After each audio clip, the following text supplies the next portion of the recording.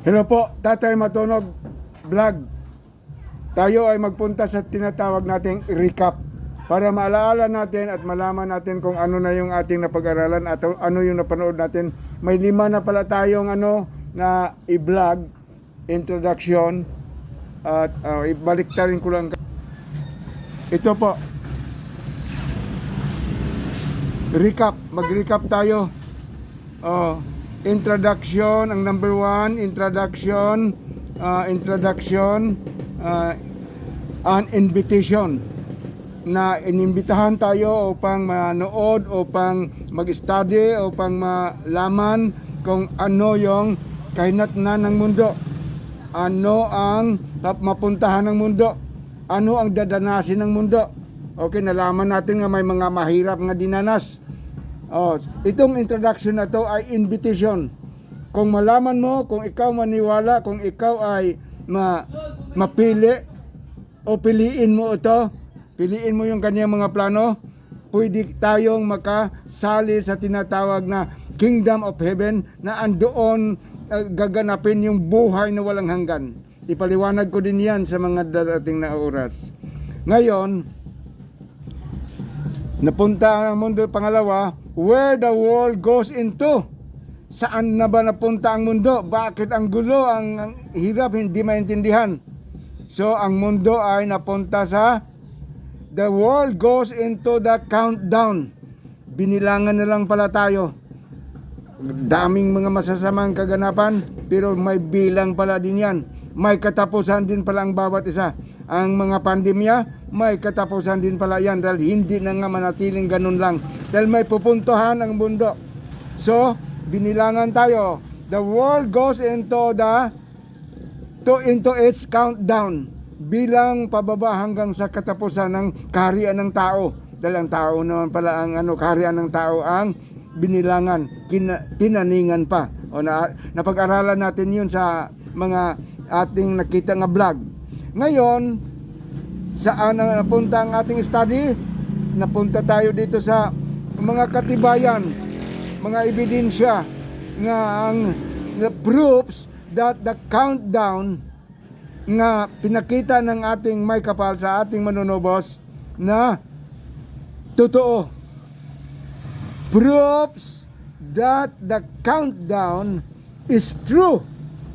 Yun po ang ating napag-aralan. So, napatunayan yun, i-review na lang, i-recap nga para malaman. At saan mapapunta ang mundo pagkatapos niyan? Sa countdown na yan. The world goes into the building program of the Kingdom of Heaven.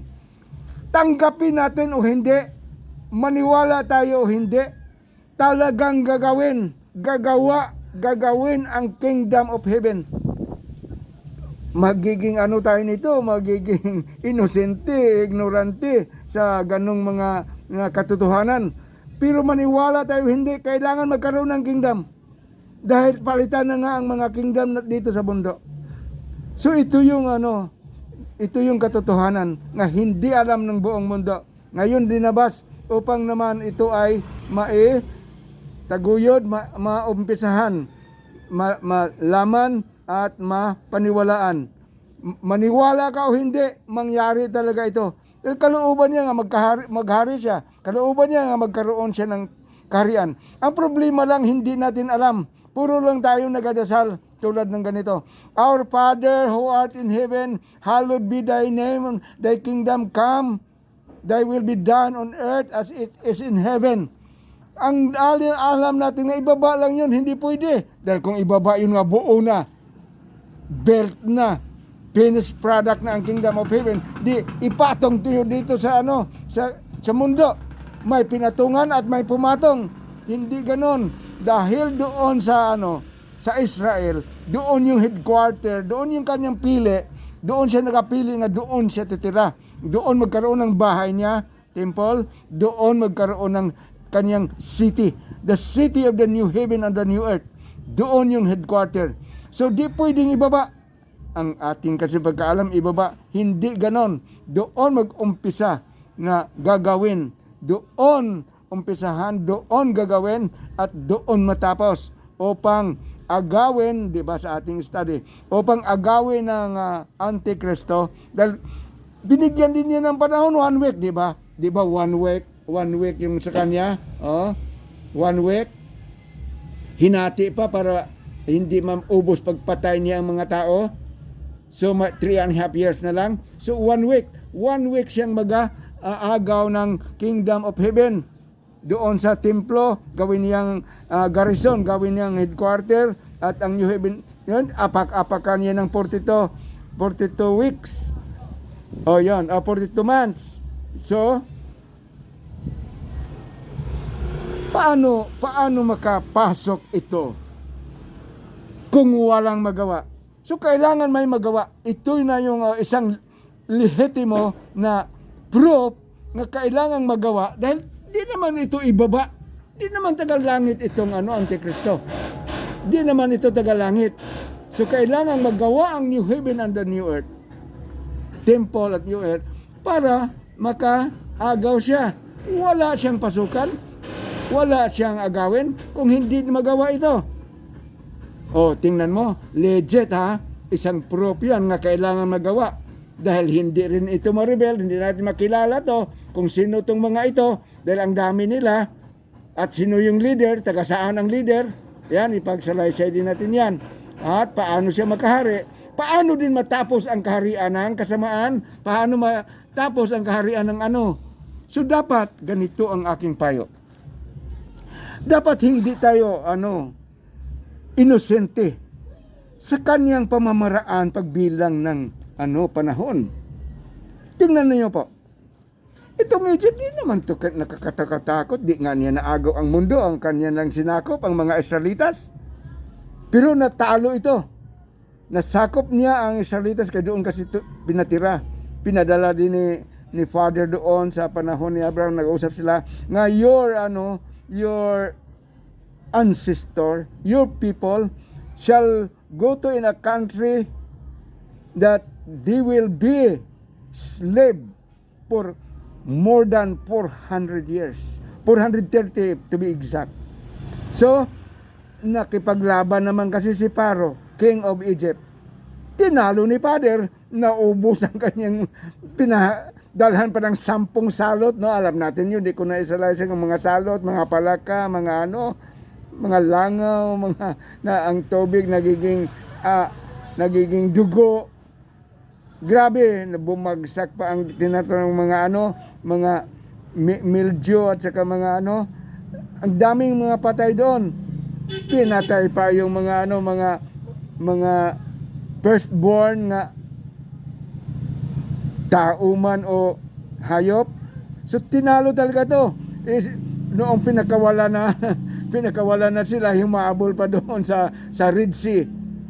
Yon, noong nakatawid na sila Moses at saka mga Israelite, pinabalik ni Father yung dagat.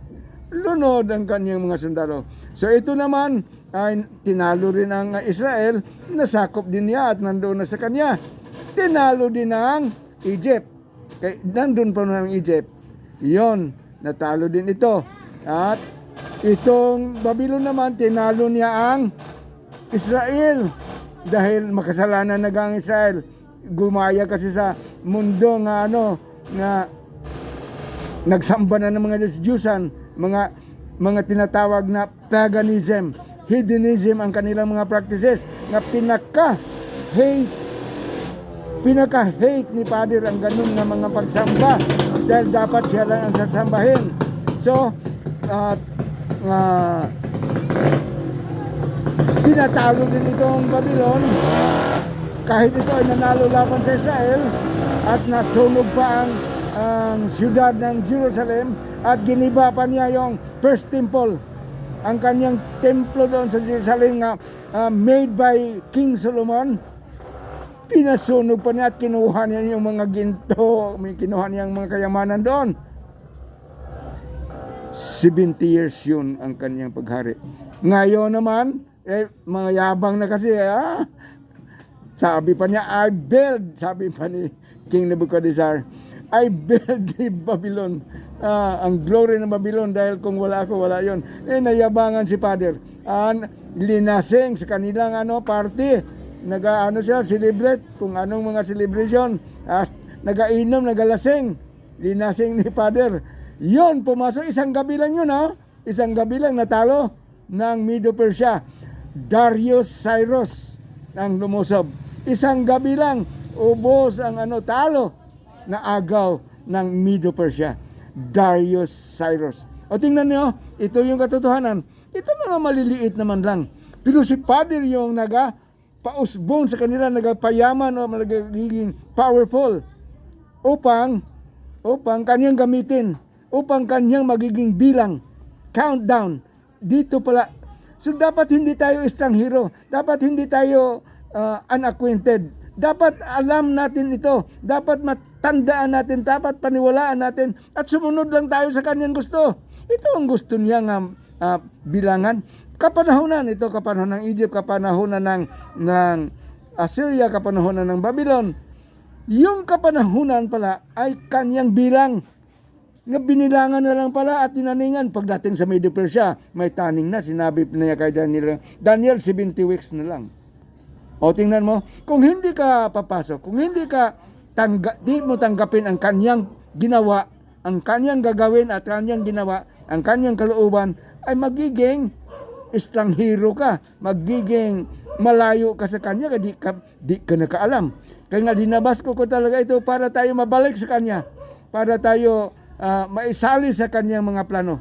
Ang ganda ng plano niya, ang kingdom of heaven, at nandoon gaganapin ang buhay na walang hanggan. So napakaganda itong imbitasyon, napakaganda itong ating napag-aralan dahil this speaks of eternal life. This speaks of our being a king together with the King of Kings sa kanyang anak.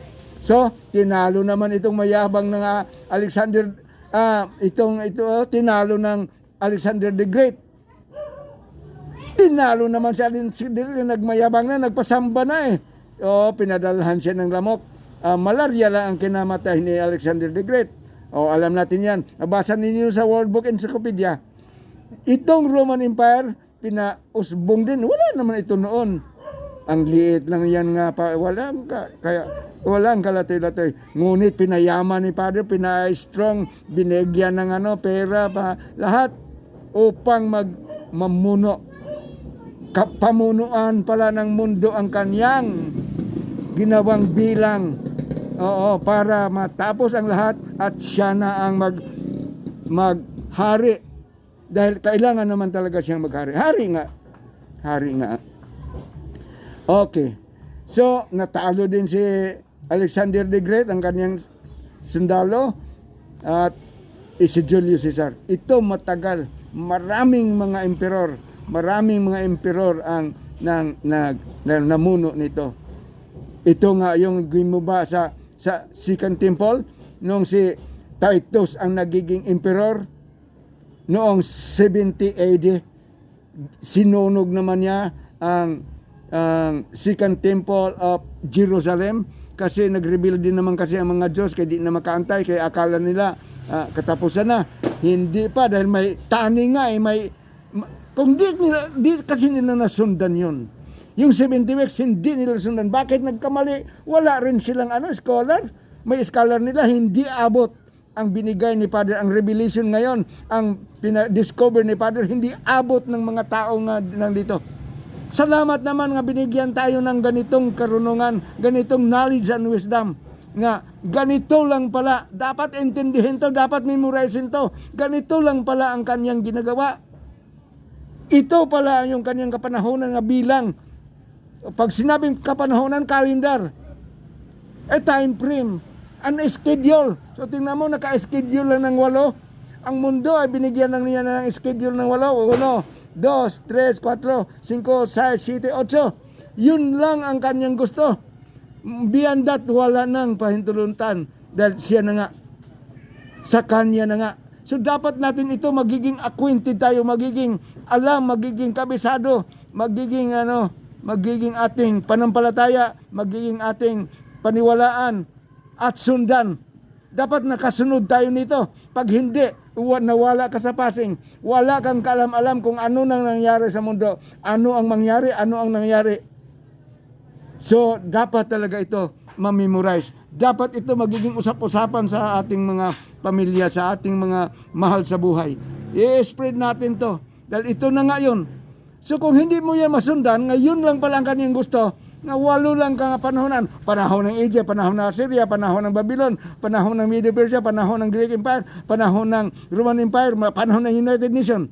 Pagkatapos nitong United Nations, tapos na nga siya dahil papasok na ang pag-building program. Kaya nga, saan napunta ang mundo? Ang mundo ay pupunta sa building program. Maniwala man siya o hindi, tanggapin niya o hindi, ito yung gusto ni Father, na magkaroon talaga siya ng templo. Magkaroon ng third temple ang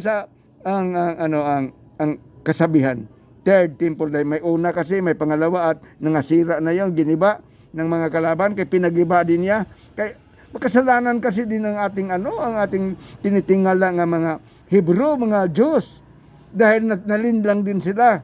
Pero makabalik naman yan sila kay mahal. Pili nga sa the elect. So yun yung talagang kagandahan nila dahil hindi din sila iniwanan ni Father.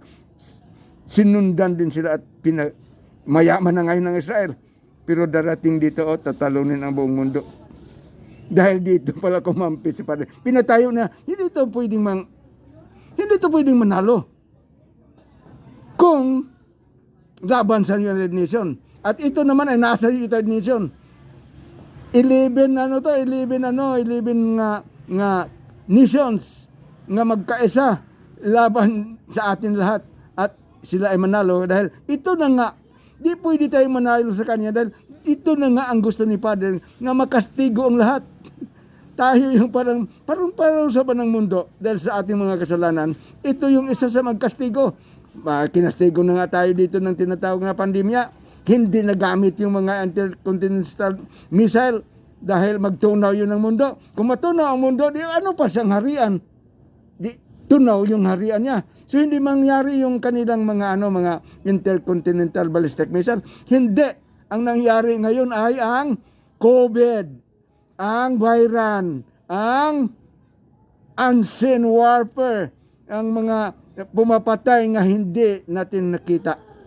Mga invisible warfare nga pumapatay ng tao. Millions na ang namatay, no? Alam na natin yun, di ko sa laysay.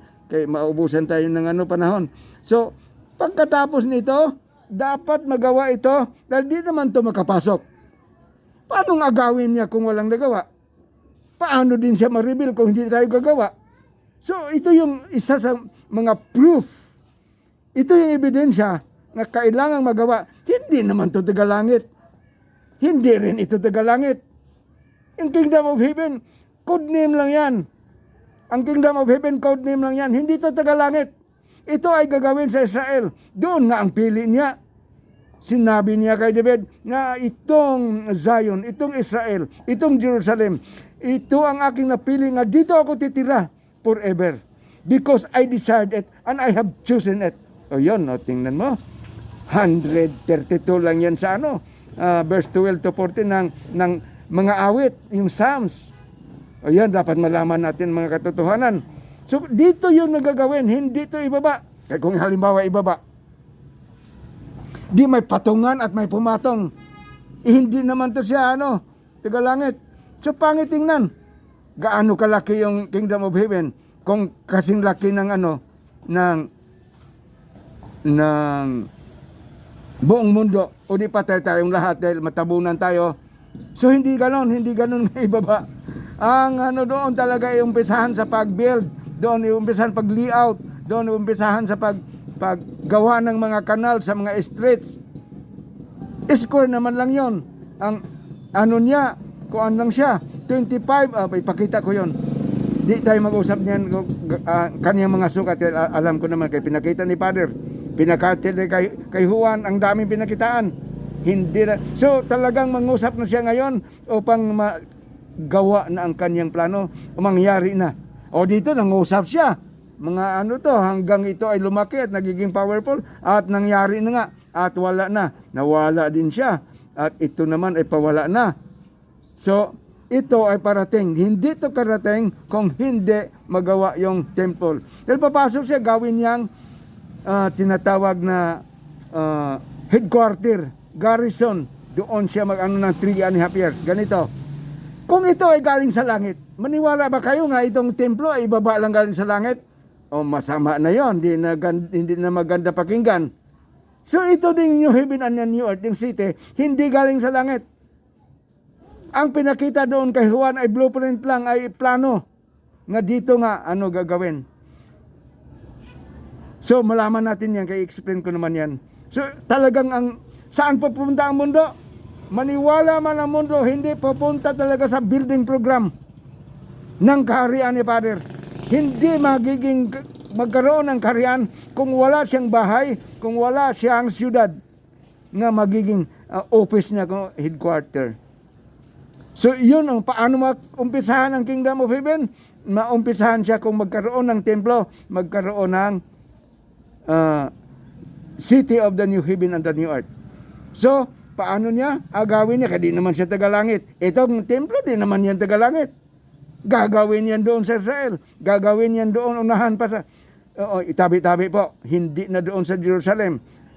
From Jerusalem, ito ay mga about 100 miles. Tingnan mo. Hindi ma-touch ang mga problema doon sa city of the Jerusalem. Kaya ang New Jerusalem ay hindi pwedeng ihalo sa Old. New nga eh.